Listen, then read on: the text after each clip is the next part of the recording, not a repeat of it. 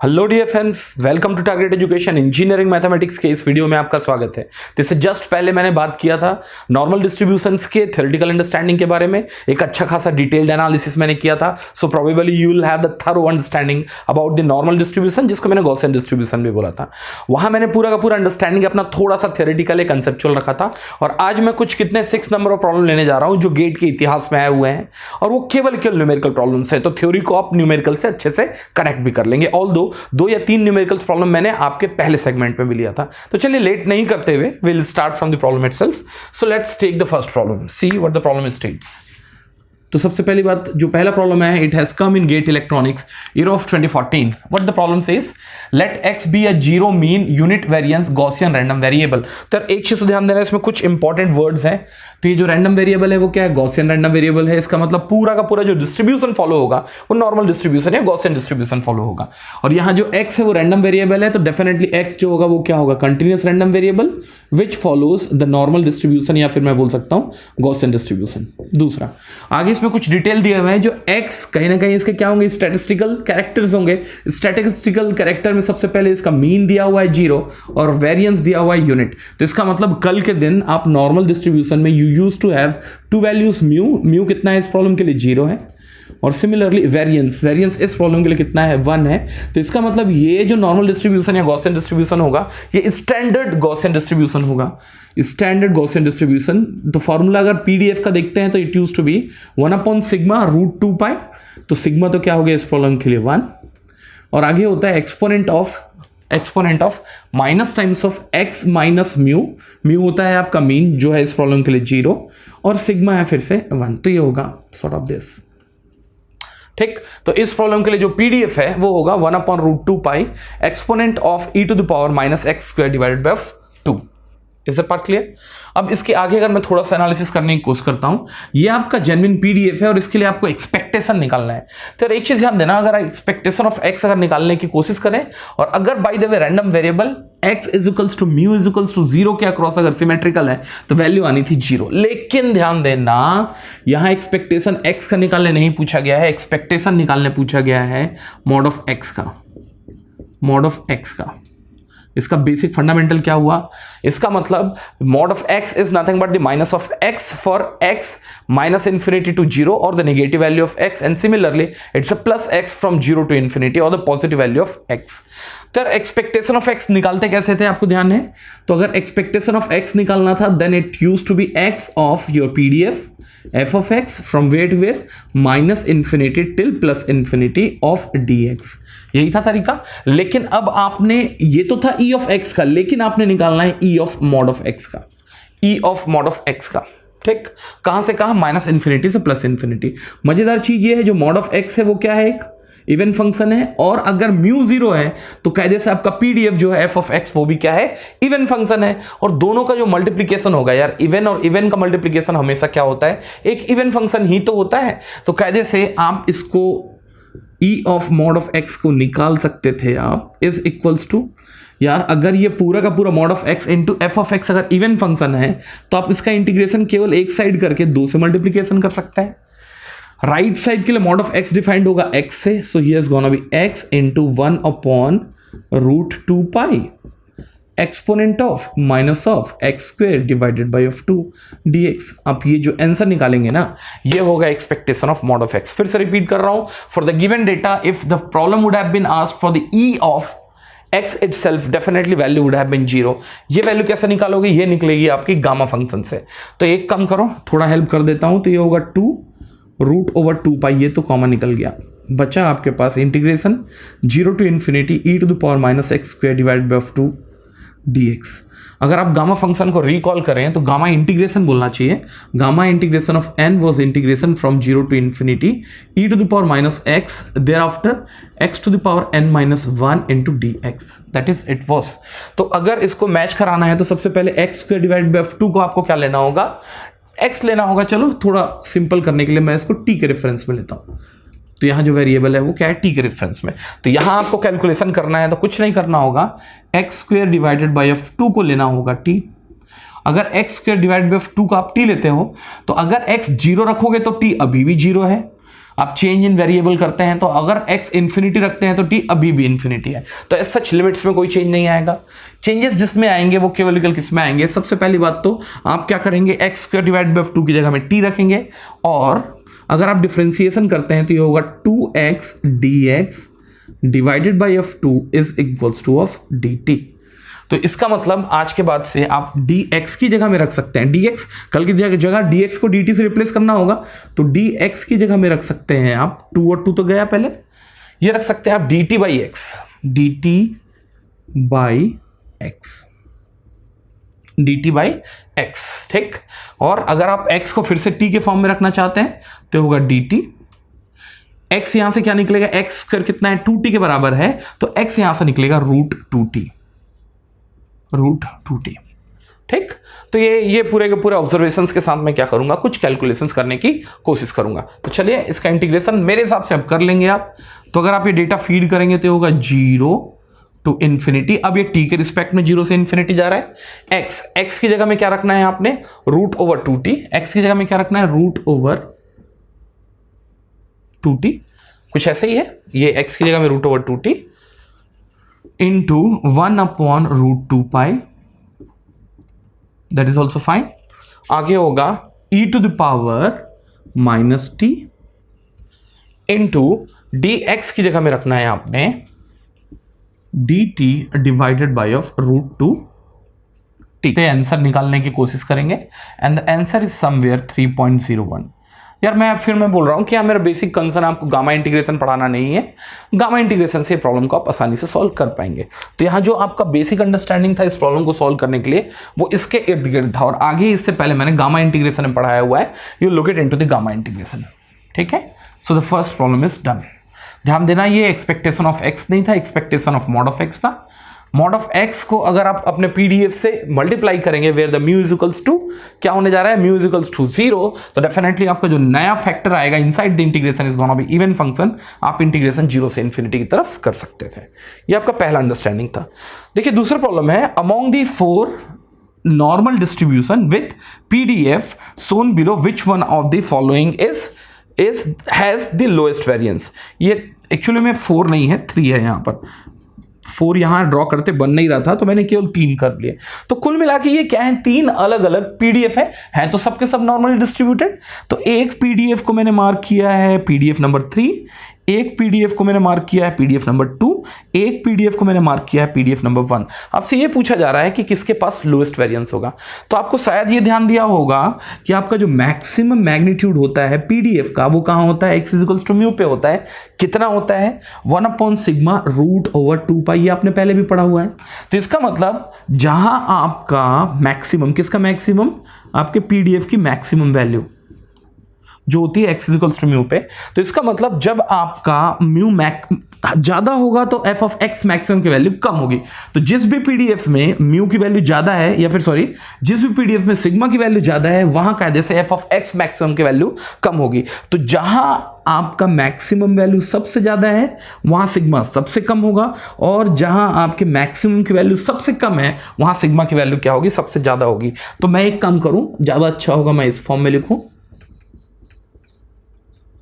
तो सबसे पहले तो आप एक काम करो, मैक्स के बारे में बात करो, मैक्स 3, मैक्स 2, मैक्स 1।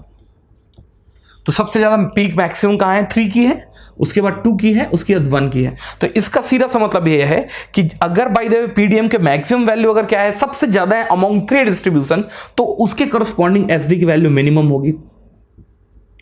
तो कायदे से ये तो प्रॉब्लम में आपसे ये पूछा गया है कि किसकी वैल्यू में सिग्मा की वैल्यू मिनिमम होगी, तो सिग्मा की वैल्यू मिनिमम जो होगी भाई वो किस में होगी, 3 में होगी। और अगर सीक्वेंस पूछा जाता तो sequence would have been in ascending order, sigma of 3, sigma of 2, sigma of 1। Is that part clear? तो यहां से भी आसानी से इस प्रॉब्लम को एड्रेस किया जा सकता था। चलिए अगर बाय द वे इसी सीक्वेंस में अपन आगे जाएं, we talk about this particular problem. What the problem states? The x be a normal distribution, random variable with the mean 2 and standard deviation is equals to 4, then the mean of e of x minus 2 divided by 2. आपको mean निकालना है, इसका मतलब expectation निकालना है, expectation of x minus 2 divided by 2, which can also be written as expectation of x by 2 minus of 1. We can write this now. ध्यान देना, तो मुझे पता है कि expectation follows the linear property, so it's gonna be, we can write this as expectation of x divided by of 2 minus of 1।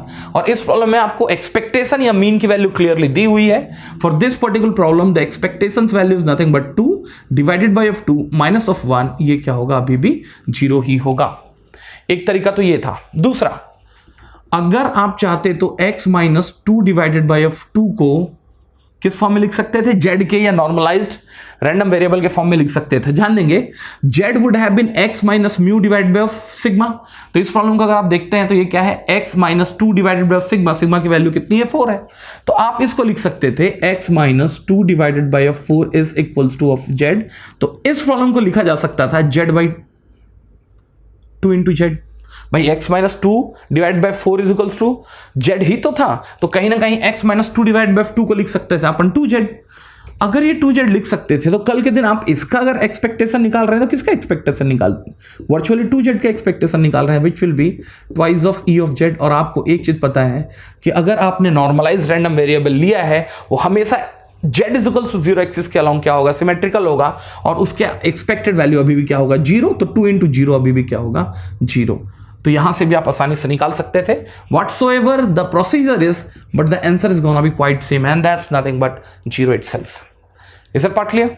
चलिए इसी सीक्वेंस में we take the next problem which is gonna be question number 4। If x is a CRV defined over the interval minus infinity to infinity which is PDF 1/√2 pi b e to the power minus half x minus a b whole square where a b are the statistical attributes। यार एक चीज ध्यान देना, अगर आप PDF देखेंगे तो ये देख के समझ में आ रहा है साहब, ये जो PDF है ना वो कहीं ना कहीं क्या है, नॉर्मल डिस्ट्रीब्यूशन है या नॉर्मली डिस्ट्रीब्यूटेड रैंडम वेरिएबल का क्या है, PDF है। और यहां जो a और b है इनके क्या है, एट्रीब्यूट्स हैं स्टैटिस्टिकल। अगर आप स्टैंडर्ड नॉर्मल डिस्ट्रीब्यूशन या स्टैंडर्ड PDF से अगर कंपेयर करेंगे तो आपको ये देख के समझ में आएगा मीन की जगह में लिया गया है a, और सिमिलरली स्टैंडर्ड डेविएशन की जगह में देखो होता क्या थे, x minus A B square standard deviation की जगह में लिया हुआ है b। तो as such there is no difference. ठीक, आगे पूछा गया है the value of the integration minus infinity to a। यार एक चीज ध्यान देना, तो ओवरऑल इस कर्व को अगर आप ड्रॉ करोगे तो कर्व कुछ ऐसा है। ये कर्व जो होता था सिमेट्रिकल होता था किसके around, x is equals to mu के अराउंड। और इस प्रॉब्लम में x is equals to mu जो है वो किसके बराबर है, a के बराबर है। और ये जो है ये कुछ नहीं है, एक फंक्शन है which is a PDF function and which has been clearly given as 1/√2 pi b e to the power minus half x minus a b whole square. और मुझे ये पता था इसका complete area under the curve कितना होता है, 1 to qualify as the standard PDF। लेकिन प्रॉब्लम में पूछा गया है माइनस इन्फिनिटी से लेके a तक का एरिया अंडर द कर्व। बोले तो ये, तो मुझे तो ये पता है कि x is equals to a के लेफ्ट में पूरा का पूरा एरिया, राइट में पूरा का पूरा एरिया बराबर होगा, और complete area under the curve का आधा होगा। तो सीधी सी बात है साहब कि अगर आप इसको इंटीग्रेट करते हैं ना, कहां से कहां, माइनस इन्फिनिटी से a की तरफ, तो जो वैल्यू आएगी ना वो होगी टोटल एरिया की आधी। बोले तो कितना, हाफ। चलो कल के दिन ये प्रॉब्लम माइनस इन्फिनिटी से a ना होके a से माइनस इन्फिनिटी होता, value would have been minus half. कल के दिन ये इंटीग्रेशन 0 से लेके अगर कहां तक होता, इन्फिनिटी तक होता, सॉरी a से लेके अगर इन्फिनिटी तक होता, value would have been half. तो यार इसके हिसाब से तो अपन कैलकुलेशन कर सकते हैं, बट ये है कि अभी भी इसने आधा एरिया कवर किया है। थोड़ा घुमा के पूछ लिया है, अगर किसी को ये पता नहीं होगा कि आपका जो पूरा का पूरा कर्व होता है x is equals to mu के अलोंग सिमेट्रिकल होता है, you may not be able to solve this problem. Agreed. Next problem देखते हैं, यहां दिया हुआ है ये फिर से x जो है माइनस इन्फिनिटी से प्लस इन्फिनिटी तक uniformly, sorry not uniformly, normally distributed है। मीन दिया हुआ है mu is equals to 10, mu is equals to 10 दिया हुआ है। तो इसका मतलब कहीं ना कहीं ये जो डिस्ट्रीब्यूशन होगा वो क्या होगा, 100 के अलोंग सिमेट्रिकल होगा। ये x इज इक्वल्स टू 100 या mu is equals to 100। This is what my x and this is what my probability density function f of x। आगे दिया हुआ है if the probability p is equals to alpha, तो p जो है वो alpha है जब x is greater than equals to of 110 है अल्फा। आपसे प्रॉब्लम में पूछा गया है द प्रोबेबिलिटी बिलोंग्स टू 90 से लेके 110। आपको निकालना है probability when the x belongs from 90 to 110। 90 100 से 10 पीछे आना पड़ेगा, 110 100 से 10 ऊपर जाना पड़ेगा। ठीक, ये तो क्लियर है, आपको ये एरिया अंडर द कर्व निकालना है। लेकिन आपको प्रॉब्लम में दिया हुआ है when the x is greater than equals to of 110, 110 यहां था और ये 90 था। इसका मतलब आपको प्रॉब्लम में केवल ये डिटेल दिया हुआ है, ये डिटेल दिया हुआ है। तो आप बताओ इस डिटेल्स के थ्रू आप area under the curve from 90 to 110 कैसे निकाल लोगे? भाई सबसे पहली बात तो complete area under the curve कितना होगा? 1 होगा। इसमें से आप ये एरिया 110 के आगे और जितना एरिया 100 से 110 ने लिया है उतना ही एरिया 100 से 90 ने लिया है, तो 90 से पीछे अगर ये दो एरिया को घटा देते हैं तो definitely you will get the correct answer of the area under the curve. भाई इसके आगे जो एरिया अंडर द कर्व था वो कितना था भाई? अल्फा था। इसके पीछे भी जो एरिया अंडर द कर्व होगा वो कितना होगा? अल्फा। अल्फा और अल्फा को सब्सट्रैक्ट करो 1 से, बोले तो 1 - 2 alpha is gonna be the probability where the x belongs in between 90 to 110.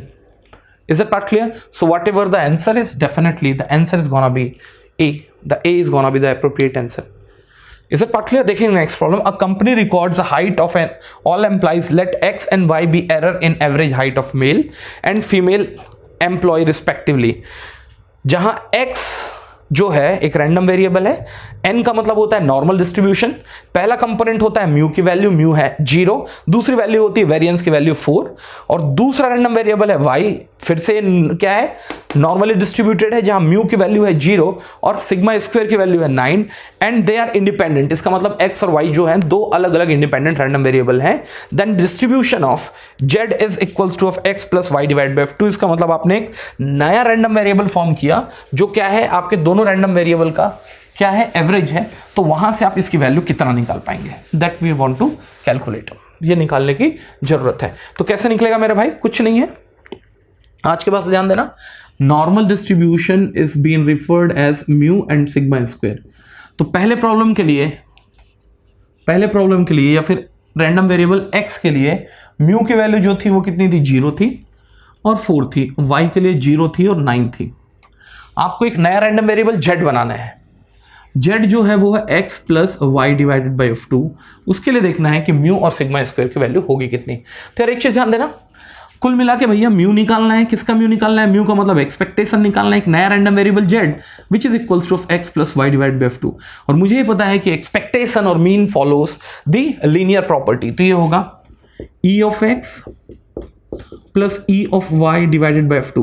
It follows the linear property irrespective of the type of random variable they are, whether they are dependent or independent. चलो कुछ नहीं है, तो ex और ey कितना है मेरे भाई? म्यू जो है x का 0 है वो e of x होगा, म्यू जो है 0 का y का 0 है, put together is gonna be 0 divided by 0. That remains as it is. तो इसका मतलब अभी भी जो नया रैंडम वेरिएबल आपका z आया है उसका म्यू का वैल्यू चेंज नहीं हुआ है। Now we are going to talk about its variance. Variance निकालना है, किसका वेरिएंस निकालना है? x plus Y divided by f2। सबसे पहली बात 2 क्या है? कॉमन कंपोनेंट है। इसका क्या हो चुका होगा? स्क्वायर, बोले तो 4 हो चुका होगा। There after you had to take a variance of x plus variance of y plus covariance of x, y। ऐसा ही पढ़ा हुआ है मैंने पहले, आप ये जरूर देख लेना, मैंने इसको पहले पढ़ाया हुआ है। ध्यान देना, अगर x और y इंडिपेंडेंट इवेंट है तो इनका कोवेरिएंस क्या होगा? 0 होगा। और वेरिएंस के बारे में तो इसने दिया हुआ है क्लियरली। वेरिएंस ऑफ x कितना है? 4 प्लस 9 डिवाइडेड बाय ऑफ 4, ये होगा 13 divided by 4। Probably answer is gonna B 3.25।